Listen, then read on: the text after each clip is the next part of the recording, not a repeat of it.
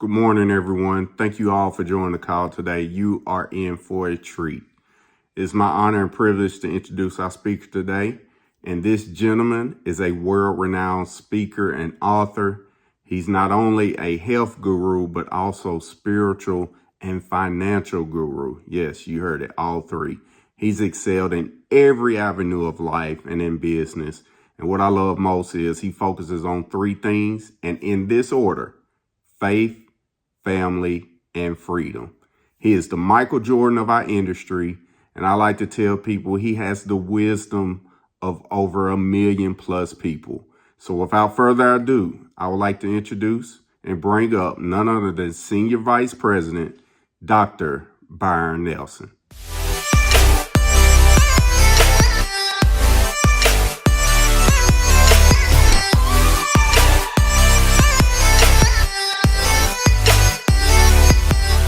Oh, I'm excited to be here. You know what? More than anything else, it's really about being able to show up and show out. That's the title of today's conversation. Show up, show out. And what do I mean by that? It means don't just participate and just plug into doing something, but take full ownership. The reason why people don't take ownership of businesses, no matter what it is because they don't want the responsibility. And that's the ability to respond. And that's really one of the things that you would have to master more. I would say in anything when it comes to being a serial entrepreneur is called emotional management. Emotional management. If you can manage your emotions during problems, during, lack, when you don't have, because there's going to be a lot of times that you don't have, you're not going to have the clients, you're going to have the money, you're going to have the resources, you're going to have the time, you're going to have the energy. These are the places that test you the most. Not yet, if that makes sense, right? When your tank is empty, is when you're tested the most. I call them God tests.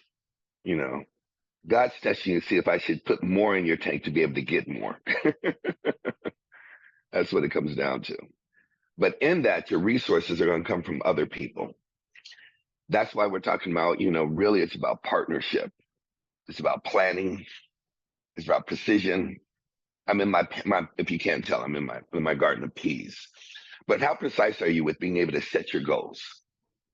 How strong is your business plan to be able to go after what you're doing? What have you incorporated in your business plan that's going to make you step out and stand out? Step out and stand out for beyond anybody else. There's a lot of people doing network marketing. There's a lot of people that are doing brick and mortar business. A lot of people are doing real estate. We could go down every industry. There's going to be massive competition in what you're doing. And there's going to be a lot of days in which the devil shows up with a lot of doubt. But my question is, what's going to make you separate and make you distinct during the hardest times out there doing business? In that comes your collaboration. Who have you partnered with to hold you accountable to doing what you're doing? It can't be your husband. It can't be your wife. That's too easy. Because either number one, you're going to run over them or they're going to run over you. One way or the other, there's going to be a rundown. There's too much emotion tied to the marriage. So who do you have as far as accountability? Right? Are you guys following me on this? Not yet, if you guys are with me. I want to make sure you're following me. So it's a matter of you can solicit people for partnerships, and people are going to feel honored because you asked them.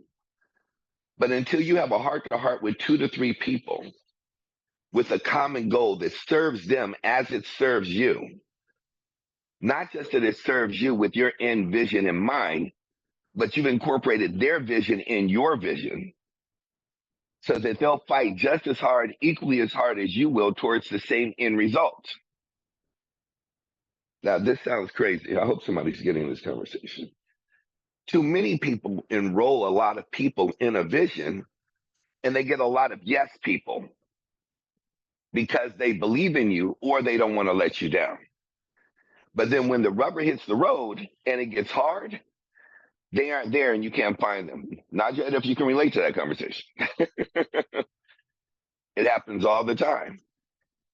And the reason why they aren't there when you need them is because they didn't know what they really enrolled into.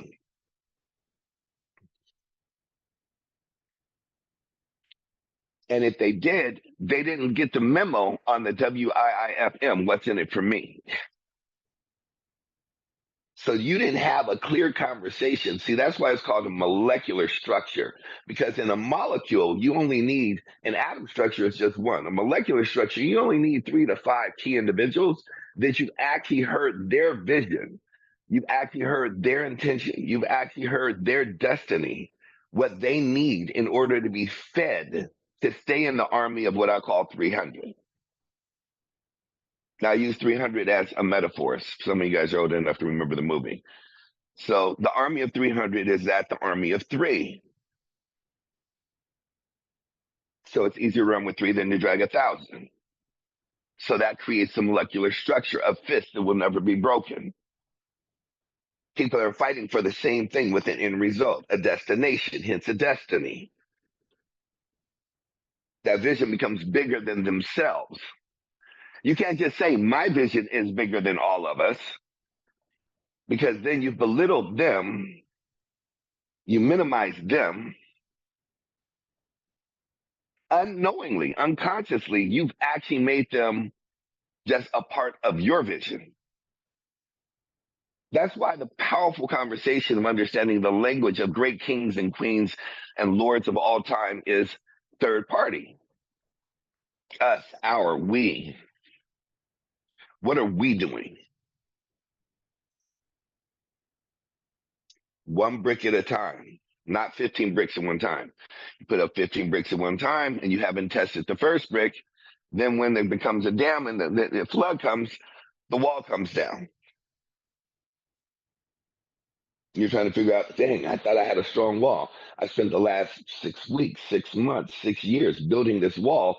Now the flood comes and the whole wall comes down because you didn't test the first 2 to 3 bricks to make sure that they were all in unison with the same vision. And when I say vision, it has to have the same destination. Each can have their own particular, you guys need to go back and watch the old animation of a cartoon called Ants. It's really quite amazing. I'm suggesting you guys all go and watch that movie. Some of you may have played it for your kids. Some of you may have watched it for yourself. I used to watch that over and over and over again. It's part of what mentally freed me. Sylvester Stallone's voice is stellar in it. We don't have to work. Get out. I was out. I was like, all right, I'm not going back to work.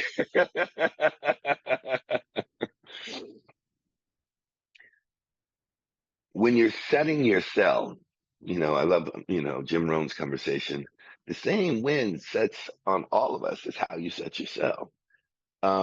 When you're setting your cell, you have to truly know your destination as to where you're going to be. Right now, we're looking at it's October 13th. So you have less than about 2.5 months to capitalize. Either you're going to do something massive, I mean, massive of extraordinary construction over the next like 75 days, or you might as well just sit back and wait till 2024 and just hope that everything that you've done up until this part of life has set you up. Why waste any energy? I mean, because you're going into the hardest months of the year. It's when the serial entrepreneurs actually get the most done, because I like doing things in the middle of the night because everybody's asleep. I don't have to worry about a phone call. I don't have to worry about interruptions. I don't have to worry about answering questions. I don't have people tugging on my coattail. So I love things in the middle of the night. I work in the same way in the seasons. I love during the seasons when everybody else is taking time off, getting ready for October, Halloween mass time, which they wear one year round anyway, and Thanksgiving, in which they massacred a whole bunch of Indians, so they only really understand Thanksgiving, and Christmas, in which they put this big, white man in a red suit and try and stuff him down a chimney and think they understand Christmas. But the point of the matter is, it's 3 months in which people shut down and use another excuse for a holiday. We got more holidays now because now they're honoring the Black holidays, the Jewish holidays, the white holidays. When does anybody get anything done? Well, this is when serial killers actually my serial killer. And I say serial killer from an entrepreneur perspective, actually get things done. I love working when everybody else is in the rat race, trying to figure out how to spend their money. This is the time to figure out how to make money. Because if people are going to make money, you need to actually throw your line out into the water when people are spending the most amount of money. That makes sense? Are you guys following me on that? Nod your head if that's making sense. It's natural for them to spend money right now. Even the most conservative person is spending money right now. But if I, being you being me, we decide to become an influencer, then in turn, I can influence them to invest in their future versus spending on their past. I can give them something to invest in, time wise, money wise, energy wise, career wise. Everybody is in an ascension. Everybody is in a crossroads. You're looking at what's happening in Mexico. You're looking at what's happening in Italy. You're looking at what's happening over in Afghanistan. You're looking at what's happening right now in Israel and Gaza. You're looking at what's happening in Ukraine and Russia. I mean, how many seismic shifts do you need to see economically, mentally, emotionally, politically, and financially for you to understand this is when the birthing of giants and kings are born? So either you're sitting in the crowd in the sideline like a voyeur watching all this crazy madness go on, or you're actually taking the time while people are what's going on with this? What is this? What this is what I call, just so you guys are clear, this is what I call, you can write it down, the devil's distraction. This season is called the devil's distraction. And while everybody else is distracted, the anointed are busy in the cave making things happen, magic happen. This is the time to be able to get your blessings, get your gifts, get your harvest. You can't make excuses and money at the same time. You cannot make excuses and money at the same time. Money is just currency. Currency is just energy. It is just a adjective. Excusitis is the most deadly disease that exists underneath the planet. Excuses only satisfy the people that make them. Excuses only satisfy the people that make them. So as you rise today on this Friday, either you're going to find a reason or an excuse for everything that you do for the rest of the next 75 days. You're either going to have a reason or an excuse. If you have an emotion linked to a person, you got a problem. That's a problem. Why? Because I don't have to like this person to know that if they can come over and cut my yard, that's all I want them to do is cut my yard. So I'm going to call them and say, can you cut my yard? They're either going to say yes or no. Excellent. I got to get rid of you. You can't cut my yard. I don't have any emotion. Well, I don't like him. I don't know if I should. Well, do they have an, you know what? I just need to keep getting, I just need to purge and go through everything because I have a destination. Is that making any sense? Are you guys following this metaphor? Figure out what you need to get done. I mean, do you have your ticket for Orlando? Do you have your place? What do you have? What do you need to get done? Get it done. Just get it done. This is a season of getting things done. Now I'm talking to you, talking to me, having a great conversation with myself. Get things done. The number one chapter in my book that I'm writing now of completing things is called procrastination. It is the most deadly disease on the planet that will cost you everything. Everything. I have to travel on Monday. I was going to purchase a ticket. I looked at the ticket literally 2 weeks ago. True story. The ticket only cost me $270. I was amazed. $270. It was under $300. Both ways. I said, okay, I'm going to get to it. Life took its course. Life took its course. Life took its course. Then I was picking up the ticket. I want to say a week ago, I was off by a day because I knew the algorithm. I could go on Monday, which is the day I wanted to go, or Tuesday. The difference now was getting it on Tuesday, which was $300, or Monday, which had jumped up to $800. The day I wanted to live had gone from $270 to $800 because of my procrastination. Expensive. Write that down. Procrastination is expensive. Just get it done, get it done, get it done. You already know what's coming around the corner. You already know what conversations are coming around the corner. You already know what's due around the corner. You know that you're due. Your desires, your hopes, your dreams have a expectation. They have, I call it the expectation date. It's like a due date. Not a deadline, but a due date. And if you do what you need to do, they get fulfilled. If you don't do what you need to do, you pay on the back end 1,000-fold more than what you needed to. And it becomes a struggle. It becomes uncomfortable. You have to rely on other people that you don't want to rely on, that set you up in a situation that is never going to be conducive to the way that you actually live. And then you're going to be pissed off at other people when you really should be pissed off at yourself because you had no other choice but to rely on these other people because you didn't do what you needed to do when you could do it for yourself. I don't know if I'm just having a great conversation with myself. I hope somebody else is getting this today. But this isn't just applicable towards business, you guys.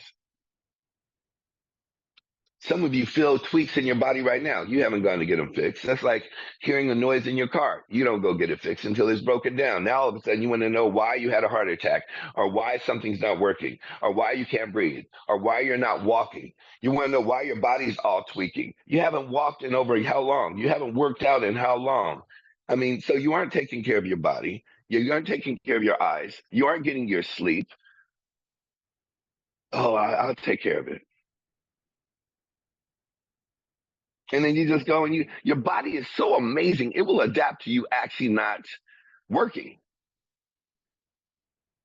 You think you can't run because you're older? No, you can't run because you stopped running. Go outside and run the way you did as a child. Just go ahead and remember, no matter how clumsy you were, you could run. And you could run. You could frolic and run. Try doing it now. You have it and you won't. Don't worry about why you're gonna be on a cane, why you're in a wheelchair. Keep eating bad food to see if your body works the same way. You don't have to worry about why your car doesn't have any energy, why you're emotional, why you think you can't sustain, why you got to be in bed at such a time, why you can't get up at early such a time. That's the fuel you're putting in. You're still putting diesel in an unleaded tank. Like, well, I still got a diesel from way back in the day. We had this all since my grandpappy had it. So I just, I know it's transferred and is now doing unleaded. In fact, I hadn't seen a few houses that got a few electricity things in their house. I don't know how that stuff worked. I'm just going to keep putting diesel in my car because it just seemed to work it worked fine when I was a child. Might as well still work. Why should I evolve and adapt? Oh no, I'm just gonna keep putting these ham hocks in my system, keep putting this fried food all up in my system, and I'm gonna keep eating all these candy bars and ice cream. Why am I so sluggish? You crackhead. All of it works the same way. These systems. You can't talk to 10 people a day and end up broke at the end of the year. I'm gonna say that again. It's impossible to talk to 10 people a day consistently, which costs you less than 5 minutes, and you not win in this system. That's 3,650. That is impossible. To talk to 36,000 people when you only need 3 to replace your current income, 5, my God, 6, you replace your family's income. 6 crazy people, you replace your entire family's income. You're telling me out of 36,000 people you talk to, you can't in 1 year, your 2-year plan, You can't find 6 people that hate where they are in their life that want to change and shift and fill up the pipeline. Impossible. Impossible. It's just totally impossible. Time to shift. It's time to make things happen. It's time to start counting the days. I told you about this when there were 75 days into the year. Now I'm telling you there's only 75 days left in the year. And you got to ask yourself, how much has your life shifted and changed?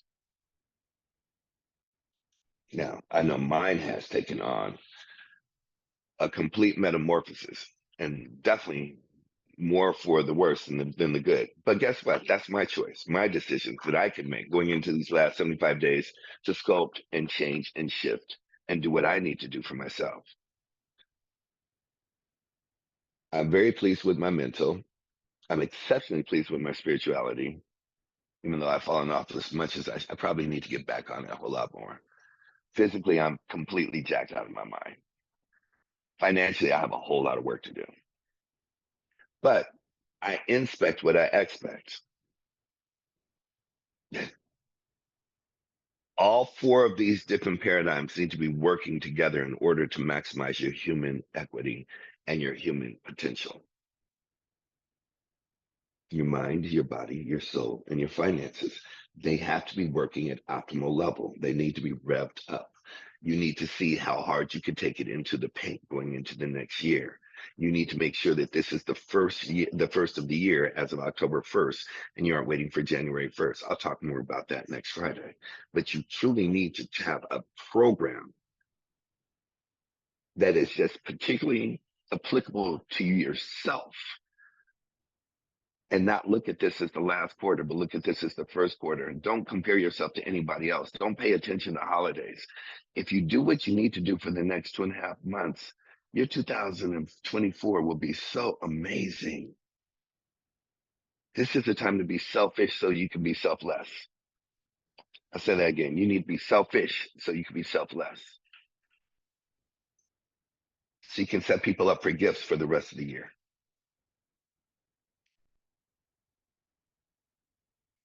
Take things to a whole nother level. Yeah. And be very particular with the people that you talk to. What do I mean by that? Good versus great.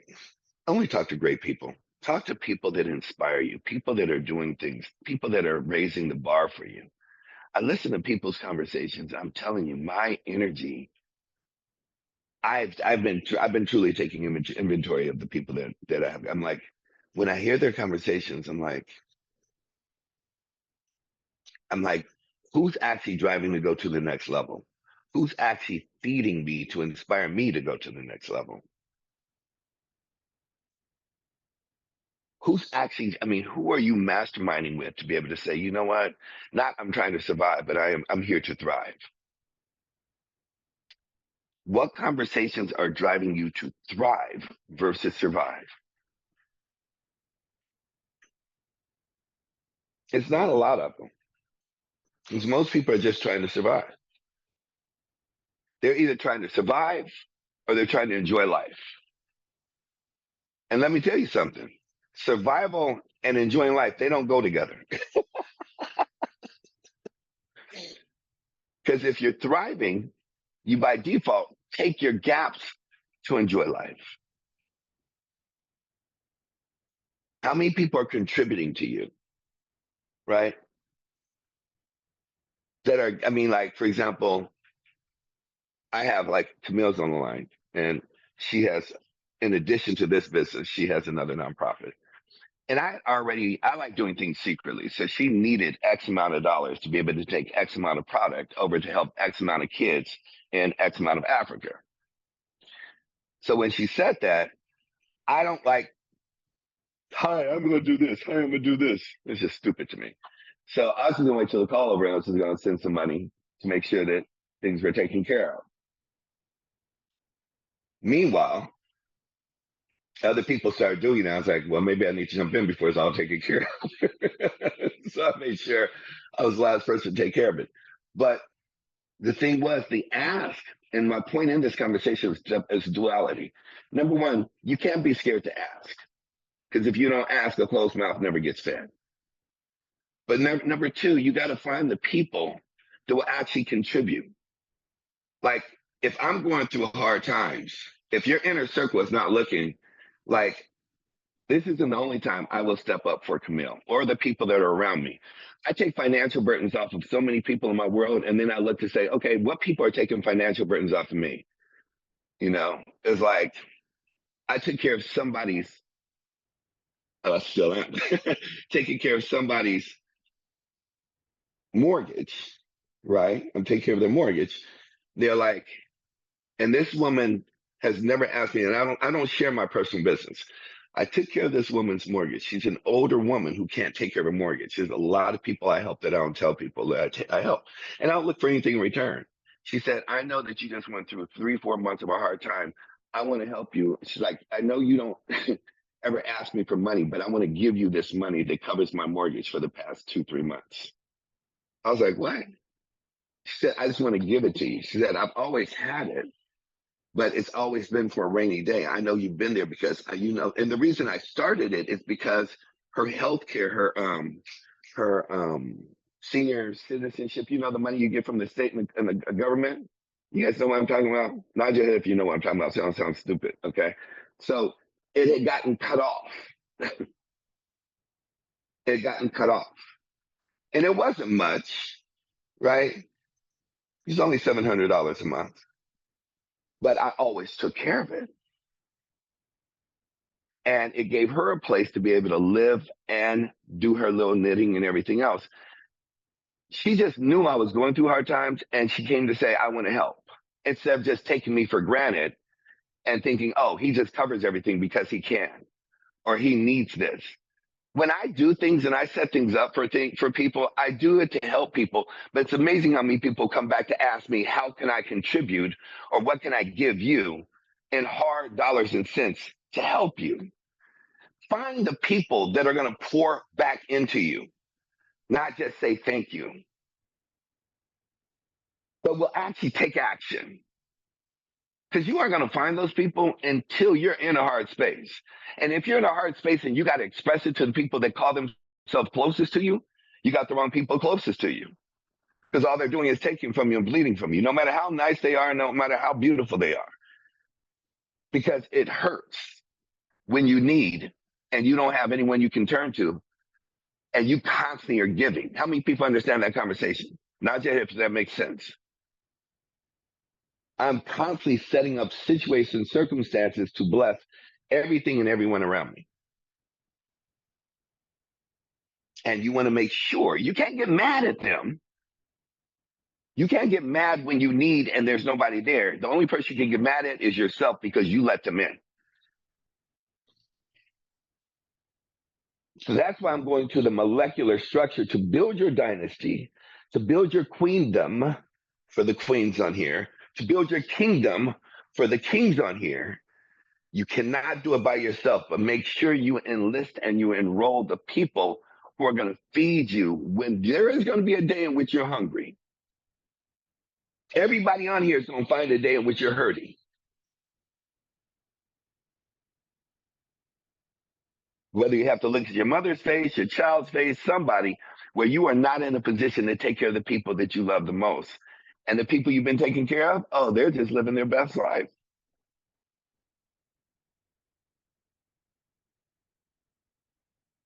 You don't have to worry about those ill feelings if you surround yourself with the right people that fill you up. I mean, really fill you up, that really care about you. Earnestly will have uncomfortable, hard conversations with you to say, "Look, what can I do? How can I do it? Where do you need it?"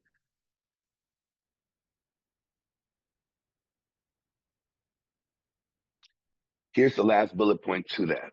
In order to find those people, you must become that person. In order to find those people, you must become that person. You can't find the people to fill you up, to take the burden off of you, to love on you, to support you. in hurting times. If you've never been that person, then you can't be the law of attraction to find those people. Good intentions don't pay the bills. Everybody has good intentions. As I sit here and read the reign of the King Solomon. Interesting. We'll talk about that tomorrow. That's interesting. But